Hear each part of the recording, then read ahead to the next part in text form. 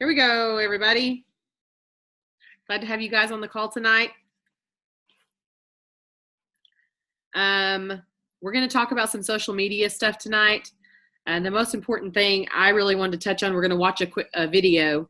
The most important thing I wanted to touch on before the video is you may have noticed that if you've been with Plexus for very long, or even if you've just been a spectator for very long, that, well, okay, let me say it like this. When Plexus and social media collided, there was this explosion that happened. And for example, my sound is gravelly. Is my sound gravelly to everybody? No? Okay, if it's sounding gravelly, you may have to go out and come back in. Sorry about that. Okay, so when Plexus and Facebook, let me start back and say it like this. When Avon started, there was no Facebook, right? When Mary Kay started, they did everything, home parties. When Plexus started, it was around the same time as Facebook. And as Plexus started to grow, people started to use Facebook to get their message out. But have you noticed that the longer we've been on Facebook, it's probably kind of like, have you ever seen how cheesy the commercials were back in the 1950s on TV? And like they could be like, telling you something in this voice, and you're totally, I guess you think, I guess people went for that back then. I guess people trusted that salesman knew what he was talking about, and they just bought, the clown cereal or whatever it was. But then the longer television has been around, commercials have had to adapt with consumer intelligence. Does that make sense? Like the smarter that the group of people that you're advertising to gets, and the more that they're onto your message, the more you have to up your game in regards to whether you're posting graphics all the time or whether you're posting advertisements all the time. And now Facebook has changed up the game a little bit, a lot, not a little bit, in regards to what it will let you get away with. I can remember when they first said you can't post your link on Facebook. I was like, what? That's highway robbery. What do you mean? Well, nobody even posts their link anymore. That's like old news.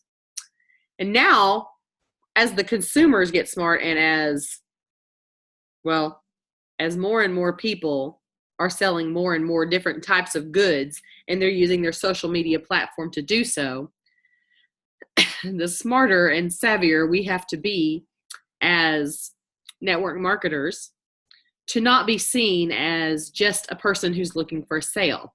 So I'm going to show you a video tonight that I think is very savvy. I did a video about connecting with yellow personalities. I did a video and shared it in one of the Jewel pages.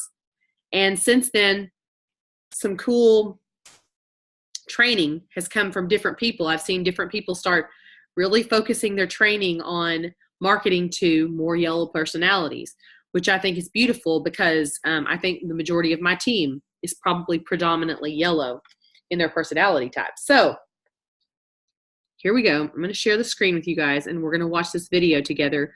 Please take notes and don't hesitate to write questions or ask questions in the chat. Okay. Let's see.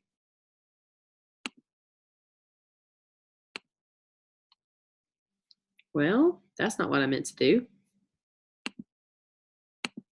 Here we go. It's recording. Okay, perfect. Hey guys. Thanks for letting me chat with you guys tonight. I am happy to answer any questions you guys have also as we go. So if y'all want to chat them in on the little chat box or whatever, that probably would be the easiest. That way I can kind of check it out. But I wanted to talk to you guys tonight, and me and Terry have been talking just a lot about this in general.